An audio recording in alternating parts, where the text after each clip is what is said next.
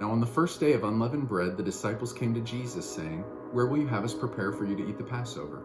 And he said, "Go into the city to a certain man and say to him, 'The teacher says, my time is at hand, and I will keep the Passover at your house with my disciples.'" And the disciples did as Jesus had directed them, and they prepared the Passover. And when it was evening, he reclined at the table with the 12. And as they were eating, he said, "Truly I say to you, one of you will betray me." And they were very sorrowful. And they began to say to him one after another, "Is it I, Lord?" And he answered, "He who has dipped his hand in the dish with me will betray me. And the Son of Man goes as it is written of him, but woe to that man by whom the Son of Man is betrayed. It would have been better if that man had never been born." Judas, who would betray him, answered, "Is it I, Rabbi?" And he said to him, "You have said so." Now as they were eating, Jesus took bread, and after blessing it, broke it, and gave it to the disciples, and said, "Take, eat, this is my body." And he took a cup, and when he had given thanks, he gave it to them, saying, "Drink of it, all of you, for this is my blood of the covenant, which is poured out for many for the forgiveness of sins." Then Jesus went with them to a place called Gethsemane, and he said to his disciples, "Sit here while I go over there and pray." And taking with him Peter and the 2 sons of Zebedee, he began to be sorrowful and troubled. Then he said to them, "My soul is very sorrowful, even to death. Remain here and watch with me." And going a little further, he fell on his face and prayed, saying, "My Father, if it be possible, let this cup pass from me. Nevertheless, not as I will, but as you will." And he came to the disciples and found them sleeping. And he said to Peter, "So could you not watch with me 1 hour? Watch and pray that you may not enter into temptation. The spirit indeed is willing, but the flesh is weak." Again for the second time he went away and prayed, "My Father, if this cannot pass unless I drink it, your will be done." And again he came and found them sleeping, for their eyes were heavy. So leaving them again, he went away and prayed for the third time, saying the same words again. Then he came to the disciples and said to them, "Sleep and take your rest later on.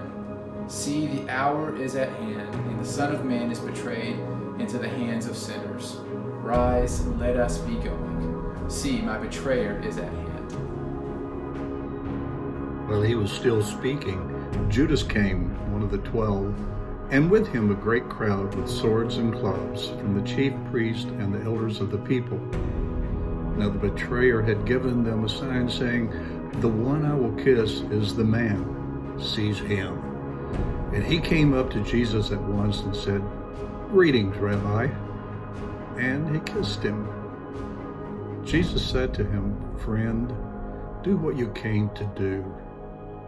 Then they came up and laid hands on Jesus and seized him. Now Peter was sitting outside in the courtyard, and a servant girl came up to him and said, "You are with Jesus, the Galilean." But he denied it before them all, saying, "I do not know what you mean." And when he went outside to the entrance, another servant girl saw him, and she said to the bystanders, "This man was with Jesus of Nazareth." And again he denied it with an oath, "I do not know the man." After a little while, the bystanders came up to him and said to Peter, "Certainly you too are one of them, for your accent betrays you." Then he began to invoke a curse on himself and to swear, "I do not know the man." And immediately the rooster crowed. And Peter remembered the saying of Jesus, "Before the rooster crows, you will deny me 3 times." And he went out, and he wept bitterly.